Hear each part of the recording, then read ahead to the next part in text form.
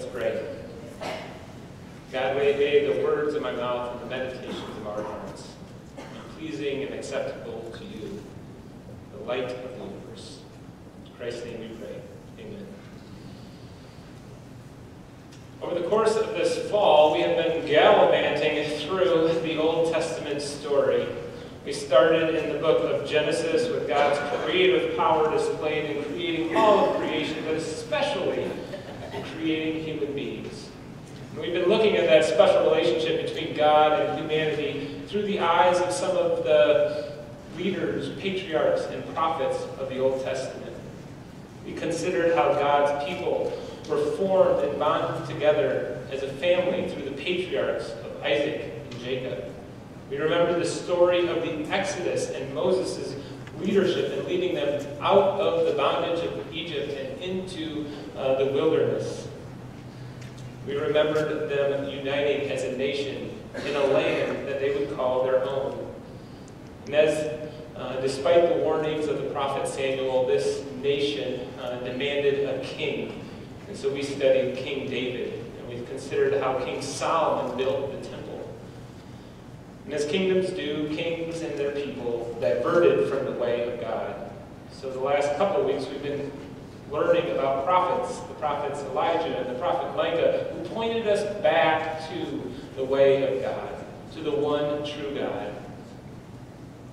How about that for a summary of the last 3 months? That's not too bad, was it? All in less than about 48 seconds.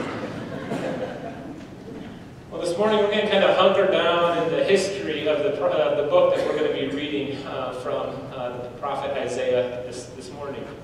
And I'm going to kind of hide behind the text and tell you a little bit of the context of the story and then a little bit about what Isaiah is saying. The context first, before we read. You see, both the people of God who were settled in modern-day Israel became two nations after King Solomon. They had the kingdom of Israel in the north and the kingdom of Judah in the south. The 12 tribes of Jacob, remember he had 12 sons, and each of those sons were given a plot of land. And 10 of those tribes were in the northern part, and they were called Israel. I got a map up here for you. And then the southern part is the kingdom of Judah, and that involved the two tribes, the tribe of Judah and the tribe of Benjamin. This is important because while both of these kingdoms diverted at times from the way of God, Israel in particular not only diverted from the way of God and worshipped other gods, but they also allied themselves with the neighboring country, the country of Aram. You can see just north of Israel.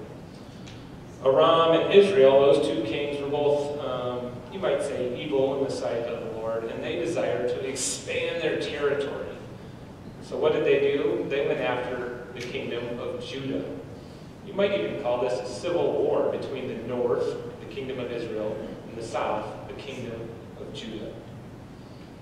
The king of Judah was Ahaz. And after defending well for a while, King Ahaz of Judah said, I need an ally too.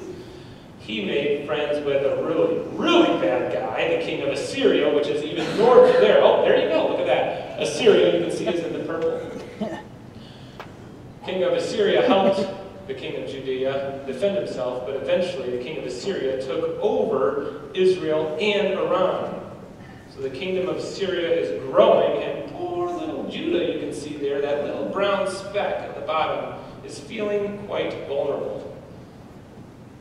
The people of Israel have been defeated. They have been scattered throughout the kingdom of Assyria, so they wouldn't bond together. And Judah is in a very vulnerable place. Their relationship with the king of Assyria is tenuous at best. The civil war between Israel has already happened. And they are stuck with a bad king. King Ahaz ended up adopting the practices of the king of Assyria and was worshiping other gods. For the faithful remnant that remained in Judah, things were looking quite dire. It is in this situation that Isaiah prophesied the words from Isaiah chapter 9. I'd like to invite Tyler Bosma to come forward to read Isaiah chapter 9. I'd encourage you to open your Bibles in your pews or the ones that you brought on your phone or something else. Isaiah chapter 9, I'm going to read verses 1 through 7. Listen to the word of the Lord from Isaiah. Oh, I need you to light it. There we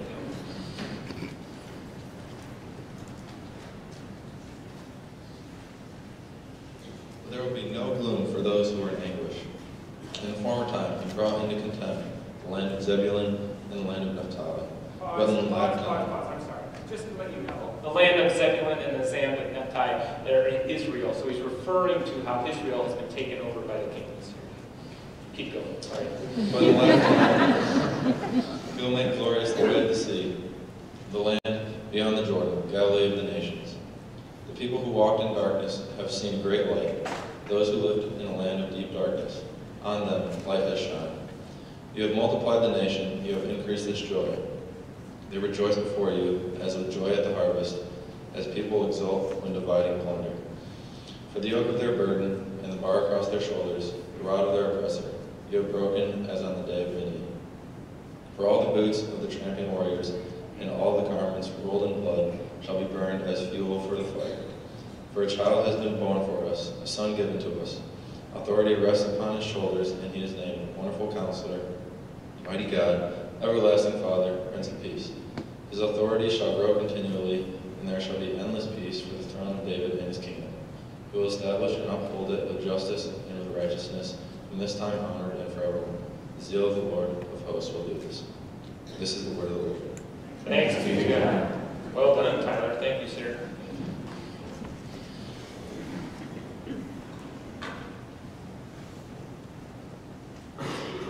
The score did not reflect the quality of the teams on the field. I promise that this will be my last football story until the end of the football season here. I know that I've been alluding to football a lot, but I'm too into it. The score did not reflect the quality of the teams at halftime. My dad's football team, the Fenville Blackhawks, were the far better team, but were making so many mistakes that they found themselves down 28-0 at halftime. The team was supposed to be one of the best my dad had had, but 2 games ago they lost their best running back and had lost 2 straight and were on the verge of losing a third, down 28-0. I was privy enough to be able to join them in the locker room to hear one of my dad's most powerful and maybe even one of his most succinct halftime speeches. You are better than this. If we stop making mistakes and play the way I know that you can, we will look at the scoreboard at the end of the game and be celebrated. It was not a condemnation, but an identity check. It was a reminder of who they were in a dark, dark time, in a dark, dark place. And that speech and that next half turned their season around. It was an expression of hope based on his past experiences with these guys and with this team. Isaiah, too, speaks a confident word of hope based on his experiences with God in the past. You see, he was doing what all prophets do. You know, we often think of prophets as those that are fortune tellers or people that can predict what's going to happen in the future. But in reality, prophets just envision a future based on their past experiences with God and with God's story. Prophets' words tend to do 2 things. First, they either warn the people of what will happen if they continue to live in sin. Their faithlessness will lead to destruction. It's a warning that if you don't repent and turn from your evil ways, there will be consequences. It's not so much a prediction of the future, but more a telling of what will happen if you continue to live in a certain way. It's what all of us as parents probably have done in the past. If you continue to do this, the consequence is that you're going to end up in your room. Or a more natural consequence, if you drink too much water before you go to bed, you will likely wet the bed. There's consequences to our actions. And a prophet warns the people what's going to happen to them.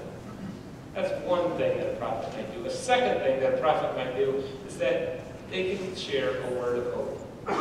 In the midst of darkness, in the midst of pain, a prophet speaks of a time when God will act to redeem his people, to bring about a brighter future. This is exactly what Isaiah is doing in chapter 9. For the people of Judah are living in a dark, dark place, and they need a little bit of hope. And so what does Isaiah do? Isaiah remembers the acts of God in the past, even in the darkest times of Israel's history, and envisions a new reality, a brighter future for them as people. Isaiah first remembers God's faithfulness in the past. If you're looking at your Bibles, look at the verbs in verses 2 through 4. People who walked in darkness, people who lived in deep darkness, on them a light has shined. You, God, have multiplied the nation. You have increased its joy. You have broken the yoke, the bar, the rod that is over them. All of these verbs are in the past tense. And I can't help but think of that the Israelites were conjuring up all these images of God's faithfulness to them in the past. They remembered the God who saved them from the darkness of Egypt, and the oppressive rule of Pharaoh, and the grueling work of their taskmasters. They remembered the God who, when they were trapped between the Red Sea and a mountain, made a way even when things were so unlikely, when the odds were so far against them. They remembered the God who, with the sound of trumpets and the marching around of the wall, knocked the wall of Jericho down so that the people could enter into the promised land. They remembered the God who took the family of Abraham with just one son and multiplied it into a great nation that would be one day divided into two kingdoms. But what Isaiah alludes to in all of these metaphors, he hammers home in this final and most explicit memory in verse 4, on the day of Midian. You may remember the day of Midian, what Isaiah might be referring to here.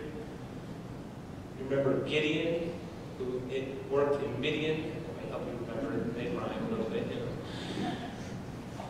Gideon was the one, the least likely in his family, from the lowest clan in the nation of Israel, who was called by God to take on the Midianites.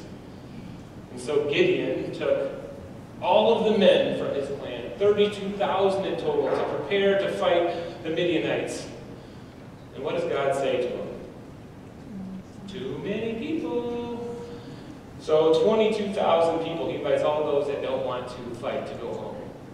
So 22,000 people leave, and Gideon is down to 10,000. Gideon says, now I'm ready. And God says, that's too many people.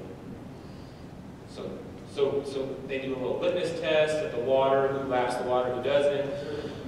And Gideon is left with 300 men, so that the battle that was before him could not be attributed to the strength of men, but to the strength of God.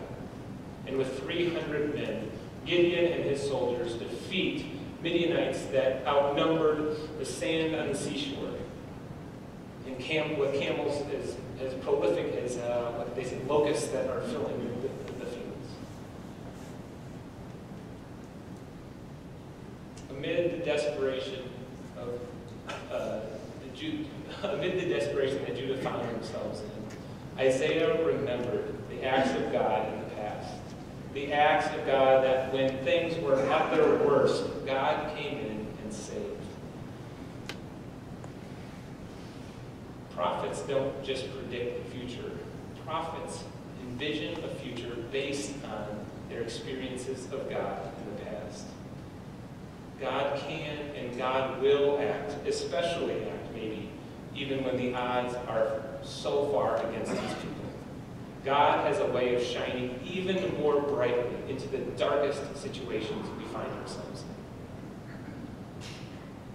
in. Isaiah not only reminds the people, though, of God's faithfulness in the past, but he also points to a new and coming reality. For unto us a child is born, unto us a son is given, and the government shall rest on his shoulders. Shoulders. What does this remind you of? When do we usually read this passage? This is the interactive part. Christmas! Yes, nice word. But Isaiah does not have Christmas in mind yet. See, Jesus wasn't born for another 700 years after Isaiah.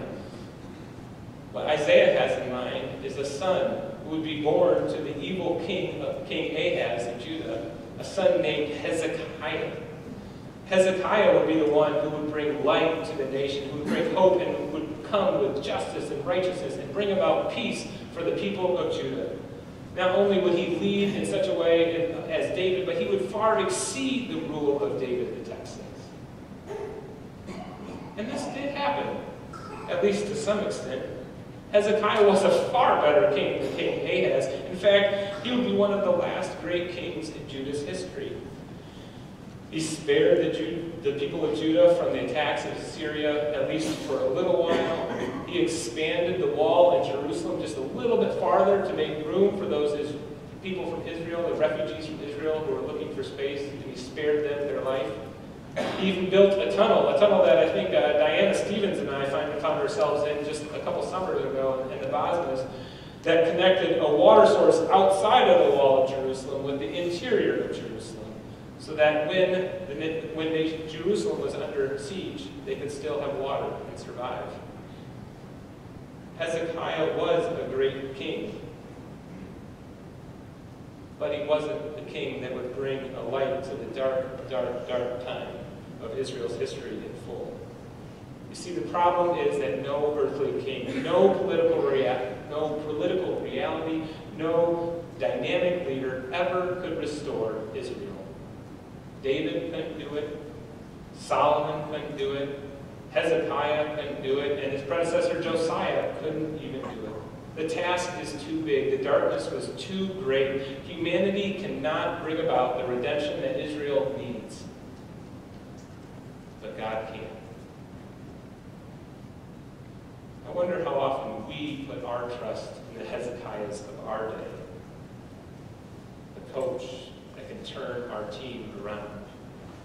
The president who can make our country great. The pastor who can take our church to the next level. The CEO that will bring in even higher and higher profits. The challenge is that the Hezekiahs of our day will never accomplish the full redemption that Isaiah is prophesying in Isaiah chapter 9. All leaders are temporary. All political realities are futile. No matter how well we lead, no matter how dynamic we are, no matter how prominent our community is, all fall at some point. In the end, the task is always too big for humanity. We need God. The darkness is too much. This is why we read Isaiah chapter 9 at Christmas time. Because Isaiah's prophecy would be experienced, yes, in part in Hezekiah, but its reign would be fulfilled in the person of Jesus Christ. It's only Jesus, the light of the world, that can bring darkness to the worst places, the darkest places of our world. And Jesus does this in the most unexpected way. We might assume that the eternal kingdom of light would be ushered in with some mighty warrior or some dynamic political leader, but instead we get a boy born in a stable in the fields of Bethlehem, whose life would be characterized by service and not dominance, whose life would be characterized by hanging out with the least of these instead of the most powerful and rich. A man whose life would be offered for the sins of the world rather than demanding an offering from the world. It is this king that deserves our full allegiance. It is this king, Jesus, who can bring light to the darkest places of our world. If you're anything like me, the darkness of this world can seem overwhelming these days. We know the headlines. There's political unrest, natural disasters, crime and homicides are rising in our cities. Hunger is permeating the entire globe. Incurable diseases. You know the pain of this world, but you also know the pain that exists in your own heart and in your own family. We know of family members and friends who are experiencing difficulty in their marriages. We know of family and friends who are suffering under the darkness of depression, anxiety, eating disorders, challenges with their kids. It's a dark world, a world in which hope is at a premium. And the only hope for this world is not found in us, but it is found in Jesus Christ. Sometimes I think it's up to me or to our community to bring light to the darkness of our little town of Holland. But ultimately, it's not up to us. Sometimes I think that it's our denomination or our country's job to bring light to the dark places of this world. But we can't do it alone. It's only by the power of Jesus Christ, the light of Christ, that can illumine the darkest places of our world. And we, as human beings, as communities, are given a chance to reflect that light. So we don't go and tell God how we're going to bring His light to the darkness of the world. We ask the question, God, how can we reflect light in the dark places of our world? How might we come alongside of you in your work of redemption in this world? This past week, I was given the opportunity to travel with 11 of us from fellowship down to St. Thomas in the Virgin Islands. I did not know this, but St. Thomas is one of the most crime-filled communities in our whole country. It's a 32 square mile island with about 50,000 people that inhabit it. And on average, every year they have between 20 and 30 homicides per year. One year they even had up to 63 homicides. Per capita, they have the most homicides of any city, state in our country. Not only that, but 1/3 of the people of St. Thomas live under the poverty line. It's a dark place. And the pastor there has been spinning his wheels. He's been there for about 10 years, spinning his wheels and figuring out how can we as a church, the St. Thomas Reformed Church, bear witness to the light of Christ in the darkness of our world. And it took 2 Class 5 hurricanes for them to discover that. When Hurricane Irma swept through St. Thomas, many people were left without power. A Category 5 hurricane that would destroy people's homes, rip roofs off, and knock down numerous trees. That was followed up 2 weeks later with Hurricane Marie, which what Hurricane Irma didn't take care of, the rains of Hurricane Maria destroyed. Many people still today live without power, including the pastor of the church that we visited. His parsonage remains without power. He wondered, how might we bear witness to the light of Christ in the darkness of our situation? How might we as a church, how might we as a community bear witness to the fact that Jesus is the only hope for the darkness of our situation? It was then, with that prayer in mind, that the Salvation Army came knocking on his door. You see, the building, the St. Thomas Reformed Church, which was built in the 19th century, over 150 years ago, was still standing. The basement that we worked in, if you saw some pictures, was pretty much destroyed. But the sanctuary was dry, thanks in part to a team of people that went and built a roof after Hurricane Marilyn in 1995, which included Don Jansen. Are you here, Don? Yeah, right over there. Don was one of the people that, after Hurricane Marilyn, put on a new roof on this church. And the church remained dry, and outside of a little bit of leaking water through the windows, sustained no damage to their sanctuary. So Salvation Army asked, since your church is in such good shape, could we use your church as a distribution center? Could we use your church to distribute supplies that we are getting in from the mainland to the people who are most devastated and most in need in St. Thomas? Their church, which you can see a picture of behind me, became not just a sanctuary for the spiritually hungry, but it became a sanctuary for those that are physically hungry and in need as well. You can see the pulpit is the brown big piece of wood, and underneath, which I find so fascinating, the Word of God is surrounded, the lectern, by just a number of supplies right there on the main floor. It was a dire situation, but this church responded to God's question, how might we as a community bear witness to the light of Christ in the darkness of our world? And this experience was hammered home to us as a team on our last night there. We went out to dinner.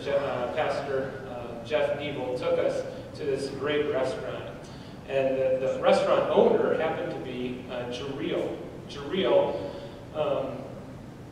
when the Hurricane Irma swept through, found himself in his building without power. And he had a lot of food in his refrigerator that he knew would spoil. So he said, hey, Pastor Jeff, he never went to the church before. I mean, he knew of Pastor Jeff, but he didn't go to church. He might be considered a non-Christian. He said, how about I use the food in my refrigerator to cook a meal at your church, since your church is in such good condition, and I'll serve it to the people of the community. To this day, this church, in partnership with another organization, has been serving hot meals to those most in need in St. Thomas daily since Hurricane Irma hit, thanks in part to Jareel. Pastor Jeff was praising Jareel for his willingness to do this and really being the instigator of this hot meal program. And Jareel stopped Pastor Jeff and said, hold on a second. I need to give honor where honor is due. Pastor Jeff here, he's a good man, and the people of St. Thomas Reformed Church, no joke, he said this, are a light in the midst of the darkness of St. Thomas. He said, thank you for helping us. Thank you for showing hope to us. During rough times, Jareel said, a remnant always remains. And that remnant is your church. You have been a witness to us. Amidst the darkness of the world, even a flicker of light from a remnant, a small group of people, can illumine a place. During the darkness of the hurricanes that struck St. Thomas Reformed Church and the entire island, this church has been a light to their neighbors because they have responded to God with, how can we help you? How can we come alongside of you, oh God? The challenges of that island are too great for that church to overcome. Even with our partnership and our help, we cannot solve all the issues that face St. Thomas. But we as a community want to be a part of God's redeeming work on the island of St. Thomas. With tears in his eyes on the last night that we were there, Pastor Jeff said thank you to our team. He said thank you for reminding them that they are not alone. He said thank you for bringing our church hope. Thank you for bringing me hope. As we strive to share the hope and the light of Christ with so many, I needed your encouragement to give us hope. My friends, hope is powerful. Hope is what spurred us as a community to take on ministry initiatives in our local schools and in our neighborhoods. Hope is what gives us confidence that someday the darkness of this world will be overcome by the light of Jesus Christ. Hope is what gave Isaiah the conviction to write the words of Isaiah chapter 9. And hope is what prompts us as a community to continually enter into the darkest places of our community with the light of Jesus Christ. In the name of the Father, and the Son,